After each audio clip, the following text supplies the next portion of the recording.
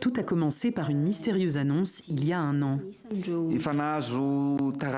J'ai reçu une lettre disant que Madagascar détient le médicament qui pourrait vaincre l'épidémie. J'ai la foi depuis le début et je suis convaincu que Madagascar brillera et le moment est venu. Un discours messianique doublé d'un documentaire diffusé quelques jours plus tard sur la télévision nationale. Le film reconstitue le voyage à Madagascar d'une femme pasteur brésilienne quelques mois avant la pandémie. Joana de Araújo, 60 ans, révèle à 2 pilotes malgaches que le monde sera frappé par une mystérieuse maladie et que seul Madagascar détiendra le remède. Seule preuve de l'existence de Joana, son passeport. C'est grâce à ce document que nous sommes remontés jusqu'au Brésil, dans sa ville natale de Vila Velha, au nord de Rio. C'est la première fois qu'elle accorde une interview. J'ai eu une vision soudaine. Je voyais comme des rayures blanches dans le ciel.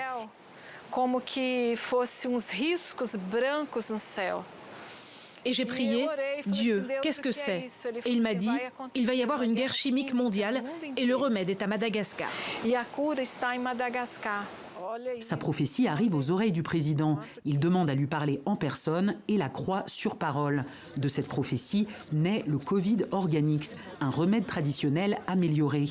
Mais un an plus tard, Madagascar est frappé par une deuxième vague meurtrière. Pour Joana, ce n'est pas le remède qui est en cause, mais sa posologie. De ce que je sais, c'est parce que les gens pensaient qu'il suffisait de n'en boire qu'une seule fois.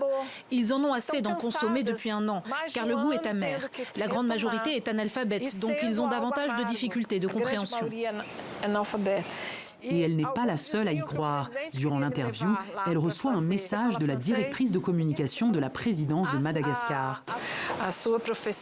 Votre prophétie devient réalité parce que votre prédication est en train de se réaliser petit à petit. C'est ce qu'elle dit. Pour la remercier, la présidence lui envoie un paquet de Covid Organics. Mais la marchandise est saisie par l'agence de vigilance sanitaire brésilienne et renvoyée à l'expéditeur. À son grand désespoir, Joana n'a toujours pas goûté aux fruits de sa prophétie.